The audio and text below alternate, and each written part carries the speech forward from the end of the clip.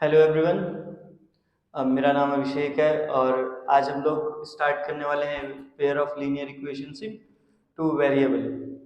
ये class 10th के algebraic portion का सेकंड पार्ट है, जो हम कह सकते हैं one of the most important parts में से भी एक है।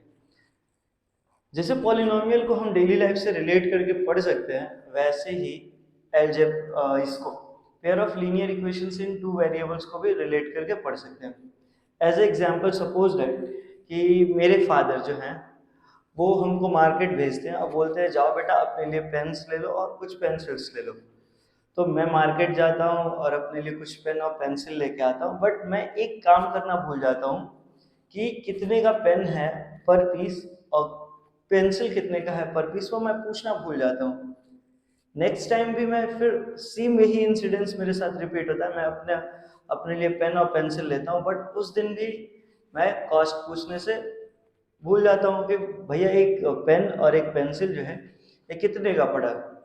तो अगर मैं चाहता तो उसको linear equation in two variable में कन्वर्ट करता और उसका इजीली सॉल्यूशन पता कर सकता। तो देखिए, linear equation in one variable, तो ये जो बेसिकली ग्राफ बनेगा, इसका स्ट्रेट लाइन बनेगा।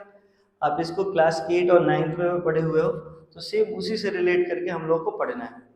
जब भी हम pair of linear equations in two variables की बात करते हैं तो उसको हम लोग इस फॉर्म में रिप्रेजेंट करते हैं।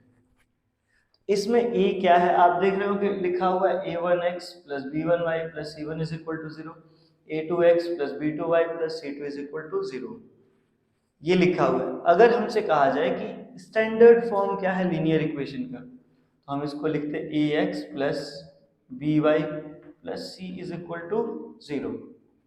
अच्छा, a है, b है, c है, x है, y है, ये चीजें क्या रिप्रेजेंट कर रही है? मतलब हम एक अगर किसी को समझाना हो कि ए बी क्या है, एक्स वाई क्या है, तो मैं कैसे समझाऊंगा? तो उसके लिए देखिए क्या है कि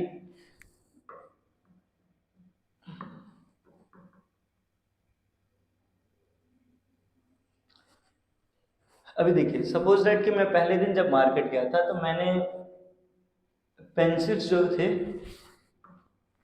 मैंने उस दिन ए पेंसिल्स खरीदे थे और जो पेन्स खरीदे थे वो B1 थे। यहाँ पे A1 पेंसिल खरीदा, B1 पेन खरीदा और मैंने C1 रुपीज शॉपकीपर को दे दिया। सिमिलर वे में जब नेक्स्ट टाइम मैं गया तो मैंने A2 पेंसिल्स खरीदे और B2 पेन्स खरीदे और मैंने उनको, जो शॉपकीपर थे, उनको C2 रुपीज दिया। तो अब मैं कैसे इसको सॉल्व करता या ये सॉल्व हो पाता ही नहीं, तो इन सारी चीज़ों को हम लोग आगे भी डिस्कस करेंगे। तो ये जो चीज़ है, ये जैसा लिखा गया है, ये pair of linear equations in two variables को ऐसे सिंपली रिप्रेजेंट करते हैं। अच्छा, क्या वो कंडीशन जो मैंने बताया या जो कॉस्ट मैंने बताया अपने फादर को दोनों डेज पे, वो 2 डेज पे, क्या वो एप्लीकेबल था कि नहीं? यानी कि हम सिंपल से साधारण से शब्दों में कहें तो क्या हम उसका सॉल्यूशन पता कर पाएंगे या नहीं? अगर ऐसा मैं कहूँ कि कोई मुझे दो लीनियर इक्वेशन देता है या दो कंडीशंस मुझे बताता है, तो उसकी वैलिडिटी चेक हो पाएगी कि नहीं? वैलिडिटी चेक होने का मतलब जो उसने मुझे दोनों कंडीशन समझाए, क्या वो दोनों कंडीशन सही थे या नहीं, उसके लिए देखते हैं। देखिए, अगर वो आदमी हमको कंडीशन बताता है तो उस कंडीशन को दो अलग अलग कंडीशन पर रिप्रेजेंट करते हैं। एक को बोलते हैं कंसिस्टेंट और एक को बोलते हैं इनकंसिस्टेंट। तो जब कंसिस्टेंट वाला कंडीशन आएगा तो वहां पे वो जो आदमी है उसकी बात सही हो रही है, यानी कि सॉल्यूशन एग्जिस्ट करेगा। अगर हम पॉलिनोमियल के रूप में कहें तो इसका रूट एग्जिस्ट करेगा, यानी कि हम कुछ एक ऐसी वैल्यू रखेंगे जिससे पेन पेंसिल या इस तरह की जितनी भी कंडीशंस क्रिएट की जाएंगी उनके आंसर्स आएंगे। और जब वो इनकंसिस्टेंट होता है तो यानी कि वो आंसर नहीं आने वाला है। अब कंसिस्टेंट में दो कंडीशन था, वो क्या था? एक है यूनिक सॉल्यूशन और एक है इनफाइनाइट मेनी सॉल्यूशन। यूनिक और इनफाइनाइट मेनी सॉल्यूशंस को कैसे समझेंगे? देखिए, ग्राफ है, ग्राफ हो गया, तो जो कंडीशन मैंने बताया था पेन और पेंसिल के लिए, वो क्या एग्जिस्ट करेगा या नहीं। तो अगर मैं ग्राफ यहाँ पे ड्रॉ कर लूं,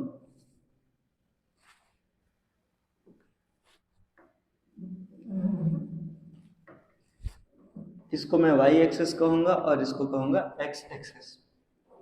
तो मेरे पास दो कंडीशंस थे, एक था a1x plus b1y plus c1 is equal to 0 और एक था a2x plus b2y plus c2 is equal to 0। चलिए देखिए, देखिए यहाँ पे वर्ड लिखा हुआ था ना यूनिक, इस दोनों कंडीशन के लिए a1x plus b1y plus c1 is equal to 0, a2x plus b2y और plus c2 is equal to 0। तो इस कंडीशन को कैसे मैं बताऊंगा कि यूनिक है बिना सॉल्व किए, ठीक है ना। यूनिक का मतलब होता है अनोखा, यानी कि एक ही तरह का रूट देने वाला, सोल्यूशन देने वाला है। तो उसको चेक करने के लिए क्या वो सॉल्व करना जरूरी है, तो मैं कहूँगा नहीं, उसको हम सॉल्व नहीं करने वाले हैं। हम यहाँ पे जो एक x और y दिया हुआ है, ये देखिए x और y को हम बोलेंगे variable, a1 b1 a2 b2 को हम बोलेंगे coefficient of x and y respectively, और c1 और c2 को बोलेंगे हम कांस्टेंट। ये a1 a2 b1 b2 0 नहीं हो सकता, 0 हो जाएगा तो ये linear equation in two variable ना रहेगा। तो देखिए अब हमको चेक करना है कि ये सॉल्यूशन यूनिक है या नहीं, यानी कि इसको रखने पे ये इतना कह लो कि आप x और y की वैल्यू रख दो तो ये 0 के बराबर आएगा कि नहीं। तो उसको हम चेक कर सकते हैं, अगर a1 upon a2 not equal to b1 upon b2 आया, यानी कि x के कोफिशिएंट का रेशियो y के कोफिशिएंट के रेशियो के इक्वल नहीं आना चाहिए, नहीं आएगा तो ही होगा वो यूनिक सॉल्यूशन, और तब जाके हम आगे सॉल्व करेंगे, ठीक। अब देखिए इसको ग्राफ पे भी तो रिप्रेजेंट कर रहे हैं, तो हम कैसे डिटरमाइन करेंगे, how we will determine that the given graph is unique, I mean the solution given by the graph is unique. तो उसके लिए करना कुछ नहीं है, अगर हम ग्राफ ड्रॉ करते हैं और ग्राफ इस तरह से कहीं एक जगह इंटरसेक्ट होता है,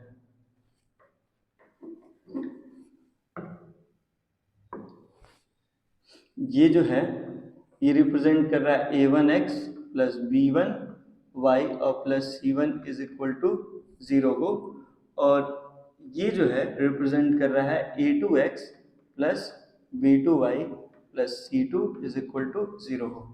तो हम इसको देखिए, ये जो है ना ग्राफ एक जगह पे इंटरसेक्ट किया है, तो इसको हम लोग बोलते हैं इंटरसेक्टिंग, यानी कि देखिए जो कंसिस्टेंट है उसको हम कंसिस्टेंट का एक पार्ट क्या होगा यूनिक, और यूनिक को हम लिखते हैं a1 upon a2 not equal to b1 upon b2। इसको और भी लिखा जाएगा कंसिस्टेंट के साथ साथ इंटरसेक्टिंग। ग्राफ की जब हम बात कहेंगे तो हम ये कहेंगे इंटरसेक्टिंग, यानी कि ग्राफ एक जगह टच करेगा, ठीक। इसी तरह से अगर ये सोच लो कि ये जो दे रखा है ना a1 upon a2 not equal to b1 upon b2, इसमें चेंजेस लाए तो क्या होगा, कब हम कहेंगे कि एक तो पार्ट हो गया ना, तो दूसरे पार्ट के लिए कि कब वो इसका कंसिस्टेंट का दूसरा पार्ट क्या होगा और उसको हम कैसे डिफाइन करेंगे, उसको भी हम लोग ग्राफ पे ही डिफाइन करेंगे। दूसरे वाले के लिए हम लोग वर्ड यूज करते हैं इनफाइनाइटली मेनी सॉल्यूशन, कंसिस्टेंट के अंदर ही है बट वो ग्राफ क्या होगा इन ओवरलैप करेगा, उसके लिए कंडीशन क्या होगा। तो अगर हमने पिछले वाले में देखा था a1x plus b1y plus c1 is equal to 0, a2x plus b2y plus c2 is equal to 0, ये है।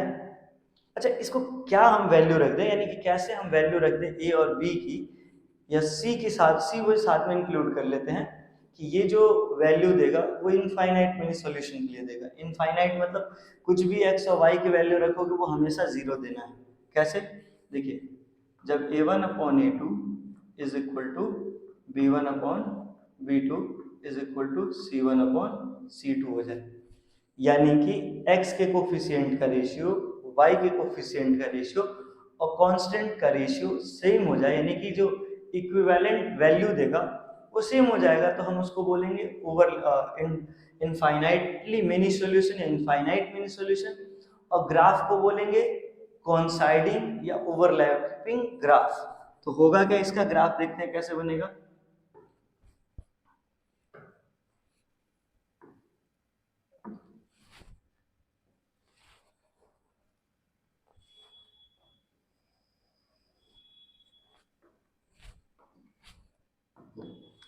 देखिए, अगर मैं एक इक्वेशन के लिए ऐसे ग्राफ ड्रॉ कर देता हूँ, इसके सपोज के मैंने a1x प्लस b1y और प्लस c1 के लिए ड्रॉ किया, तो पता है इंटरेस्टिंग चीज क्या होगा, यही इसी को बस मैं इसी पे क्या लिख दूंगा ऐसे, मैं लिख दूंगा इस पे कि जो है a2x plus b2y plus c2 is equal to 0 का भी ग्राफ यही है, यानी कि इस ग्राफ के ही एक दूसरे के ऊपर है, ये जैसे हैंड है, इसको मैंने इसके ऊपर ऐसे प्लेस कर दिया, तो ये ऊपर से देखने पे नीचे वाला ना दिखाई दे और ऐसे देखने पे फिर वो दूसरा ना दिखाई दे, तो इसको हम लोग कोइंसाइडिंग भी बोलते हैं या ओवरलैपिंग भी बोलते हैं। तो ये कंसिस्टेंट के दोनों पार्ट रहे। तो कंसिस्टेंट के बाद अब आगे बढ़ते हैं। अब आता है इनकंसिस्टेंट, जिसमें मिलेगा नो सॉल्यूशन। और नो सॉल्यूशन का मतलब हो गया कि you don't need to solve the questions, आप बस उसको ग्राफ को ऐसे छोड़ दोगे। ठीक है, देखते हैं इसका क्या कंडीशन है। पता दोनों जो इक्वेशन है a1x plus b1y plus c1 is equal to 0, a2x plus b2y plus c2 is equal to 0, वहां से क्या होगा a1 अपॉन a2 जो है वो b1 अपॉन b2 के इक्वल तो होगा, बट वो c1 अपॉन c2 के इक्वल नहीं होगा, यानी कि x के कोफिशिएंट का रेशियो y के कोफिशिएंट के रेशियो के इक्वल होगा, बट वो कांस्टेंट के रेशियो को इक्वलाइज नहीं है, कि जो रेशियो कांस्टेंट का आएगा वो उससे बराबर नहीं होगा। तो ये इनकंसिस्टेंट का रहा, और इसमें ग्राफ जो बनता है वो बनता है पैरेलल। जैसे रेल की पटरियां जो है ना एक दूसरे पे पैरेलल जाती हैं, कभी एक दूसरे को इंटरसेक्ट नहीं करती हैं, तो सेम उसी तरह से ये भी बनेगा।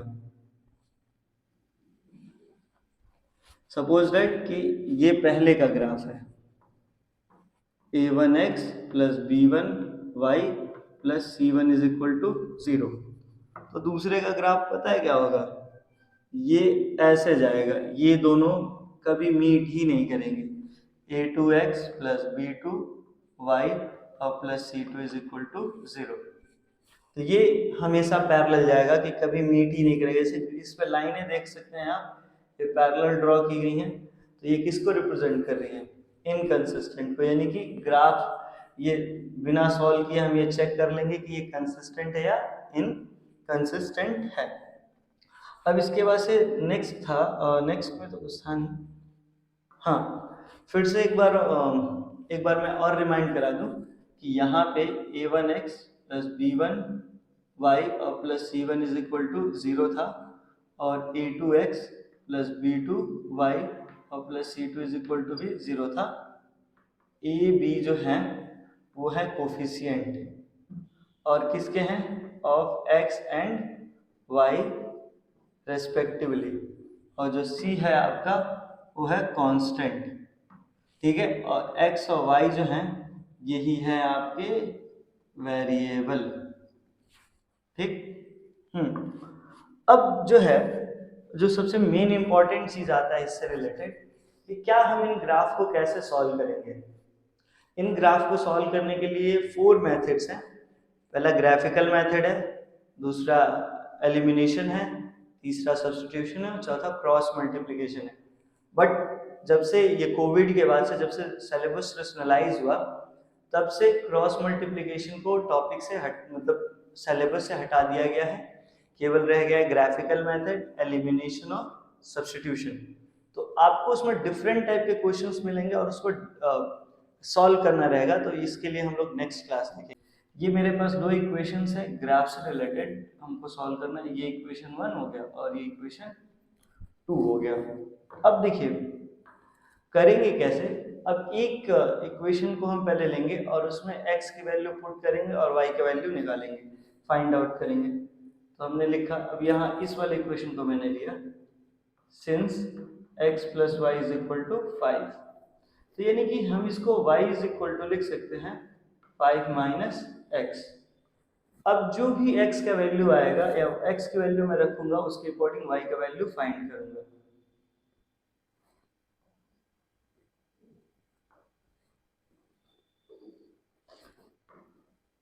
यहाँ से अगर मैं इस यहाँ पे x लेता और यहाँ पे लेता हूँ y, अगर मैं x इज इक्वल टू 0 रख दूं तो y इज इक्वल टू मिलेगा मुझे 5।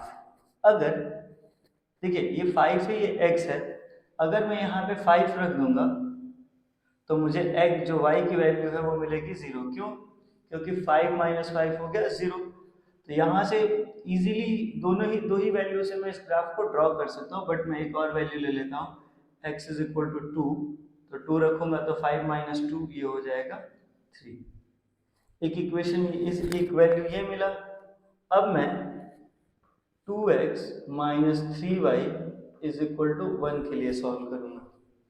देखिए क्या करूंगा, यहाँ से मैं इसको minus 3x is equal to 1 minus 2x लिखूंगा। चूंकि यहाँ पे दिया हुआ है माइनस 3y और यहाँ पे 1 माइनस 2x, तो मैं दोनों साइड माइनस से मल्टीप्लाई कर दूंगा। तो ये हो जाएगा 3y is equal to 2x minus 1, या y is equal to 2x minus 1 upon 3। ठीक है, अब मैं ऐसी वैल्यू रखूं कि इजिली 3 से डिविजिबल मिले, x के लिए रखूंगा। तो यहाँ से मैं रखता हूँ वैल्यू, x हो गया ये y। अगर मैं x इज इक्वल टू 2 रखूंगा तो 2 two 4 minus 1, 4 minus 1 3, 3 divided by 3 हो जाएगा 1। x इज इक्वल टू 2 रखा तो 3 is equal to sorry y is equal to मुझे मिला 1। अगर मैं x इज इक्वल टू 5 रख दूं, 5 टू 10,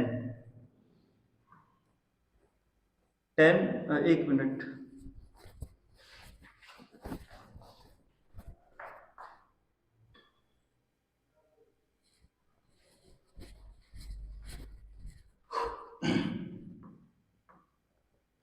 देखिए जैसे मैंने x की वैल्यू 2 रख के y का वैल्यू निकाला, तो यहाँ पे मैं ऐसा वैल्यू रखूं कि 3 के टेबल में आई मीन मुझे 6 मिले, 3 मिला है, 6 मिलता, 9 मिलता, 12 मिलता, तो मैं इजीली मतलब वैल्यू निकल जाएगा। तो यहाँ पे अगर मैं 5 रख दूँ तो 5 टू 10, 10 माइनस 1 9, 9 डिवाइडेड बाई 3 3 मिलेगा। तो x इज इक्वल टू मैंने 5 रखा तो y इज इक्वल टू मिला मुझे 3। एक और वैल्यू लानी है, तो अगर मैं यहाँ पे x is equal to minus 2 रख दूँ तो 2 टू 4 माइनस 4 प्लस 1, तो ये इस पर नहीं आएगा। अगर मैं x is equal to minus 1 रख दूँ तो 2 1 जा 2 और 1 3 हो जाएगा, और 3 3 से डिवाइड आएगा तो 1 आएगा। यानी कि जब हम यहाँ पे माइनस 1 रखेंगे तो ये भी हम लोगों को माइनस 1 ही मिलेगा। अब x और y की वैल्यू मिल गई है तो हमें ग्राफ ड्रॉ करना है। अभी हम देखेंगे कि ये इंटरसेक्टिंग आएगा या ओवरलैपिंग आएगा या फिर ये सॉल्व होगा या नहीं। वैसे बेसिकली यहीं से पता चल जाता है। देखिए यहाँ पे 1/2 है, यहाँ सॉरी यहाँ से 1 और 2 है, यहाँ 1 और माइनस 3। तो क्वेश्चन से इज पता चल रहा था ये यूनिक सॉल्यूशन का है। ग्राफ ड्रॉ करेंगे हम लोग, पहले वैल्यू लिखेंगे दोनों के लिए। चलिए पहले ग्राफ पे ही ड्रॉ इसको,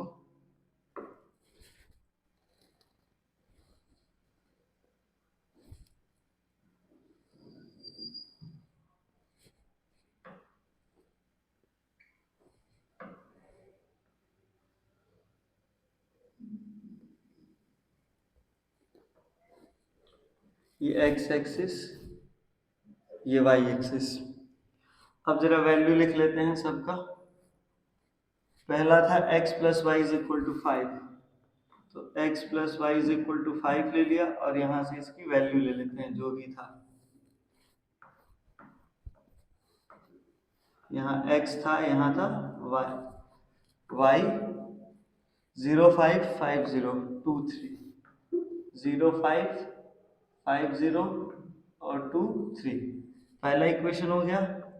दूसरा जो था वो था 2x minus 3y is equal to 1,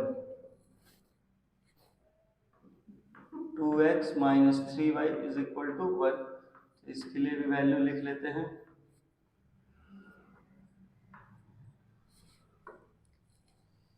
इसकी वैल्यू है 2 5 माइनस 1, 2 5 -1, ये x है और ये है y, और है 1 3 -1, 1 3 और -1। इसी के लिए हमें ग्राफ ड्रॉ करना है।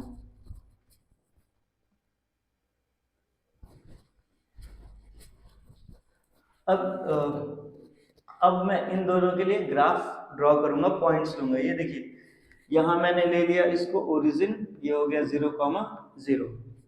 पहला है 0,5, यानी x 0 है और y 5 है, तो ये 1 2 3 हो गया, 4 हो गया और ये 5, तो ये हो गया 0,5।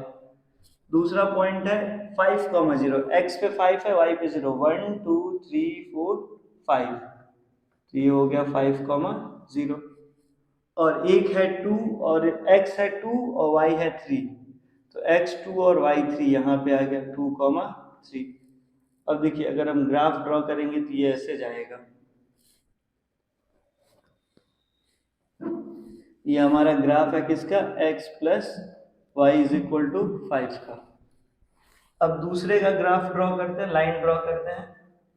देखिए x इज इक्वल टू 2 है, y इज इक्वल टू 1 है, यानी कि x एक्सिस पे 2, y एक्सिस पे 1, यानी कि ये यहाँ पे देगा।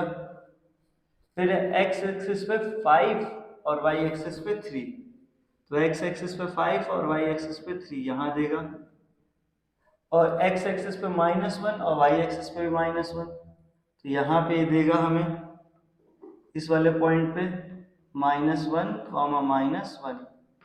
अब इसी से ड्रॉ करना है, तो ये इस तरह से ऐसे हमने क्या करा, ड्रॉ किया। तो ये जो पोजीशन है ना यहाँ पे, इसको चेंज कर लेते हैं, यहाँ पे यही जो पोजीशन है यही इसका क्या होगा, सॉल्यूशन कहलाएगा। यानी कि इसको यूनिक सॉल्यूशन बोलेंगे। और ग्राफ से जिस भी पॉइंट पे इंटरसेक्ट किया, सपोज दैट ये आपका आया है 3 पे, x पे 3 है और y पे 2 है, यानी कि x पे 3 और y पे 2, ऑलमोस्ट वो 2 के थोड़ा सा नीचे है, बट यही क्या है, इसका सॉल्यूशन है। तो ग्राफ से हम यहीं से बताएंगे कि हाँ ये वैल्यू जो है पर्टिकुलरली इसका सॉल्यूशन है। ये यूनिक सॉल्यूशन का ग्राफ था। क्वेश्चन से ही पता चलता है, कैसे देखिए यहाँ से 1/2 आ रहा था जो कि इक्वल नहीं था 1/-3 के। बाकी का जो सॉल्यूशन है, जैसे कि सब्स्टिट्यूशन है और एलिमिनेशन, ये हम लोग नेक्स्ट पढ़ेंगे बाद में।